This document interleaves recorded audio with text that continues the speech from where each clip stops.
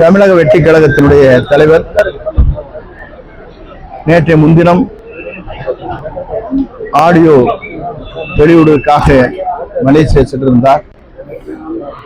அந்த கூட்டத்தை பார்க்கிற போதே அண்டை நாடுகளாக இருக்கிற மலேசியாவிலே வியந்து போகின்ற அளவிற்கு அந்த நிகழ்ச்சி உலக நாடுகள் திரும்பி பார்க்கின்ற அளவிற்கு உருவாக்கப்பட்டிருக்கிறது. பொறுத்தவரையிலும் பிரதமர்கள், குடியரசுத் தலைவர்கள் மட்டும்தான் ரோட் ஷோ என்று சொல்வார்கள். இந்த முறை இருவருக்கே ரோட் ஷோ போவதற்கு அனுமதி இருக்கிறது.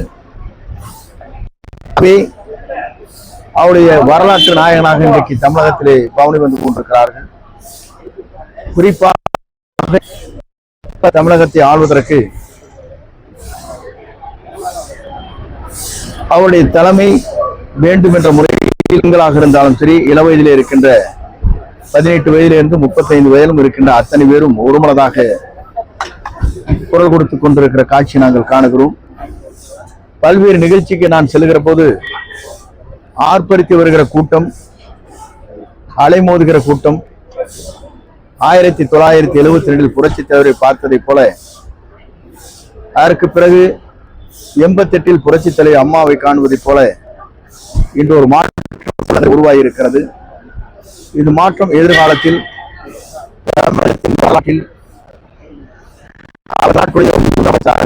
அமர்வதை மக்கள் சக்தியோடு இணைந்து அந்த பணிகள் நிறைவேறும் என்ற வாழ்த்துக்களை நான் தெரிவித்துக் கொள்கிறேன்.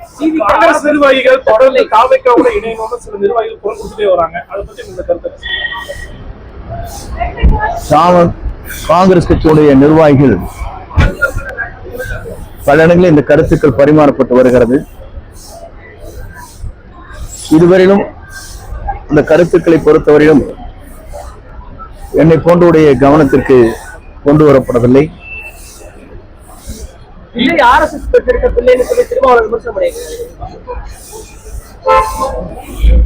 ஒவ்வொரு தலைவரும் ஒவ்வொரு கருத்துக்களை சொல்லுகிறார்கள். அப்படி என்றால் நாங்கள் சொல்ல வேண்டும் என்று சொன்னால்,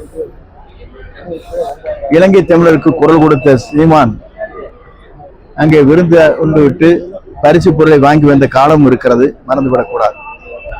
காங்கிரஸ் நிர்வாகிகளோட கருத்துக்களுடைய கவனத்துக்கு வந்தா என்ன? இன்னும் கவனத்திற்கு வரவில்லை. கவனத்திற்கு வந்தால்தான் அதற்கு பதிலளிக்க முடியும். இலங்கை மீனவர்கள் இந்த ராமேஸ்வரம் மீனவர்களை குறிப்பிட்டு போயிடுறாங்க இலங்கை கடற்படை. அதனால தமிழக வெற்றி கழகம் பொதுவாக ஒரு புதிய இயக்கம் துவங்கி இருக்கிறது. ஒரு வரலாறு படைக்கிற இயக்கம். எதை வேண்டுமானாலும் மக்கள் கோரிக்கை வைக்கின்ற போது அந்த கோரிக்கை ஏற்ப எப்படி நாம் நிறைவேற்ற வேண்டும் என்பதை ஆய்ந்து அந்த பணிகளை மேற்கொள்ள வேண்டி இருக்கிறது.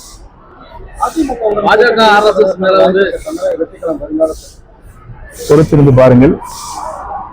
எங்களை பொறுத்தவரை தெளிவாக இருக்கிறோம்.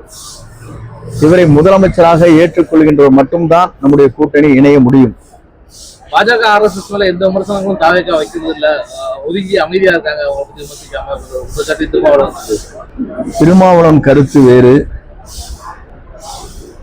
அவருடைய கருத்துக்களை கேட்கின்ற போது இதே திராவிட முன்னேற்ற கழகம் வாஜ்பாயுடைய அமைச்சரவையில் இருந்த போது என்ன செய்தார் என்பது முக்கியமான தலைவர்கள் பொங்கலுக்கு முன்னாடி சேருவாங்க அப்படின்றாங்க. எந்தெந்த தலைவர்கள் குறிப்பிட்டு சொல்லுவாங்க? பொறுத்திருங்கள். விரைவில் ஜனவரி முதல் வாரத்துக்குள் அத்தனையும் தெரியும். எல்லோரும் வாழ வேண்டும், எல்லோருக்கும் வேலை கிடைக்க வேண்டும் என்பது எங்களுடைய நோக்கம். பொதுமக்கள் சந்திப்புல திமுகவை எதிர்க்கிற அளவுக்கு பாஜகவை எதிர்க்காம இருக்கிறதே அதன் அடிப்படையில் திருவாரூர் சொல்றாரு. ஆனா களத்தில் நீங்க பாஜக எதிர பெரிய அளவில் விரும்பி செயல்படுறீங்க. எங்களை பொறுத்தவரையும் தெளிவாக சொல்லி இருக்கிறார்.